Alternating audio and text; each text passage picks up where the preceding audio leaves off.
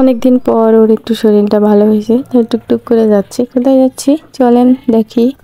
আমার একটা ভাইনের বিয়ে আছে, দাওয়াত পেয়েছি, তো সেখানেই যাচ্ছি। শরীর যতই খারাপ হোক, বিপদ আপদ যতই থাক, মানুষ আসলে এইসব জিনিস মানে না। টাকা পয়সা থাক আর না থাক, যাইতেই হবে।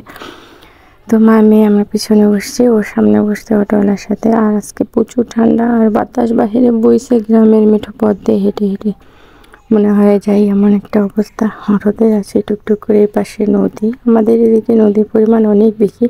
কাপড়ের ব্যাগ নিয়ে যাচ্ছি। এই পাশে আমার বাবার বাড়িতে যাব, আসছি থেকে যাওয়া হয়নি, তো চলে আসলাম বিয়ের বাড়িতে। সামনে এরকম করে প্যান্ডেল দেয় আমাদের এখানে। আর আজকে খুব বাতাস হঠাৎ করে শুরু হয়েছে, আর প্রচুর আকাশ খারাপ করছে। খেতে বসে বৃষ্টি চলে এসেছিলো, খাবার রেখে দৌড় দেওয়া লাগছিল।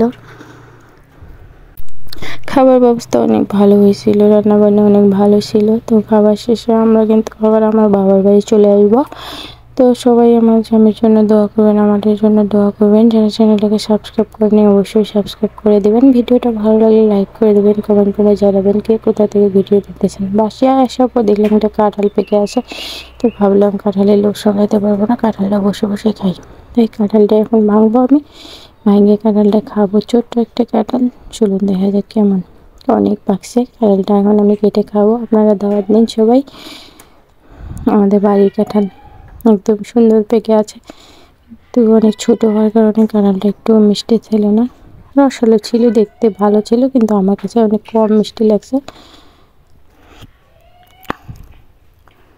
তো কাঁঠালটা আমি খাই, আপনারা দাওয়াত দিন। কাঁঠালের মধ্যে কোনো প্রকার আঠা ছিল না। আমি দেখে এখন তুলে কাঁঠাল কপ করে খাবো। সবাই ভালো থাকবেন, সুস্থ থাকবেন, আল্লাহ হাফেজ।